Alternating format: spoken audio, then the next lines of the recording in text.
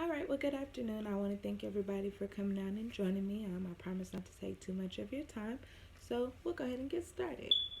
First, I just want to start off. I'm going to tell you a little story. I remember in high school, I wanted to save up, get a car, take myself places, not having to wait on anybody. So I decided in order to do that, I need to get a job. Um, I remember I went out, I was filling out different job applications. I was just so excited, right?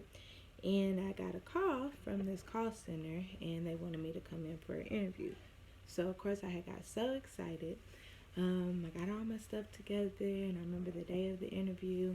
I went in there, I was talking to the manager and he was asking me all different questions and things like that. And of course, I was a little nervous answering the questions since it was my first interview. So after he got through asking me all those questions, I remember this one question. He was like, "So, Miss Cornelius, where do you see yourself in the next 5 years?"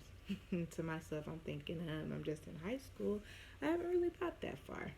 So I was like, "Well, Mr. Smith, in the next 5 years, I could see myself celebrating my 5th year anniversary, sitting with you or someone like you, answering the same question."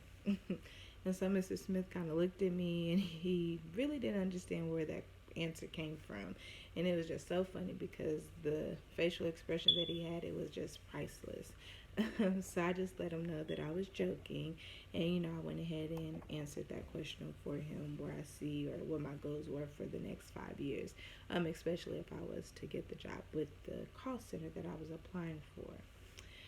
Um, and basically, I say this just to say, well, of course, we need a job in order to survive, to make money, to support ourselves financially, or, support your family, whether you're supporting yourself.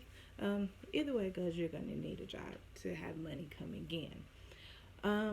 And I feel like basically, if you prepare yourself for this, then you can land a job. I mean, hey, look at me. I landed my first call center job when I was in high school, and I'm still working to this day in actually a call center.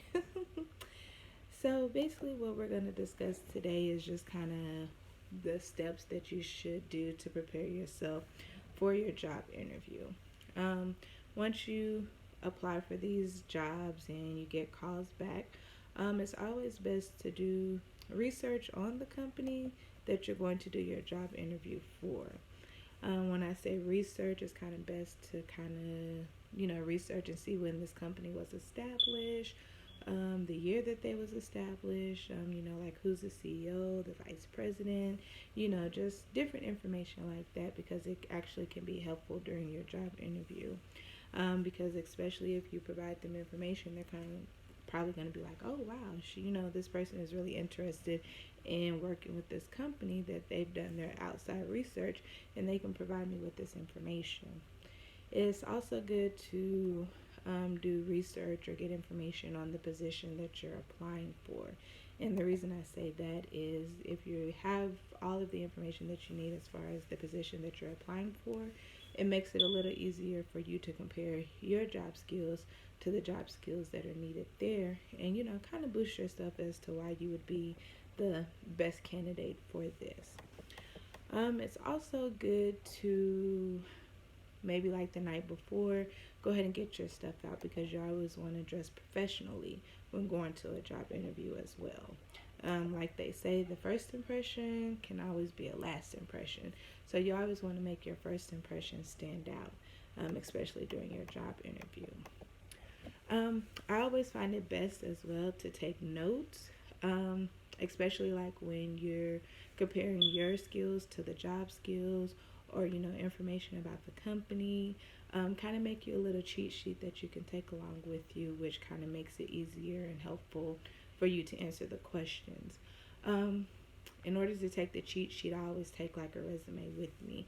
Even though the company that you're going to apply for, they more likely already have your resume, I've always found it easier for you to write your notes on the resume. And then also when you're speaking with the manager or supervisor, it kind of makes it easier for you to follow along with the different jobs that you've had or, to answer those questions that they're asking you. So that way, you'll be very more prepared for that.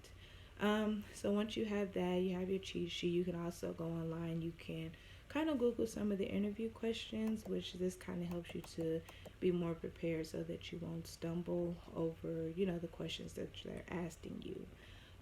I've always found these steps to be helpful and especially for a job interview. So basically, you won't sound like you don't know what you're talking about, and it helps you to be less nervous. I always feel like when going on a job interview, you always want to make an everlasting experience on the panel so that they can determine and see why you would be the best candidate. So I believe following these steps will more likely and help you to land the job and be very successful in the position. So good luck. Have a good day.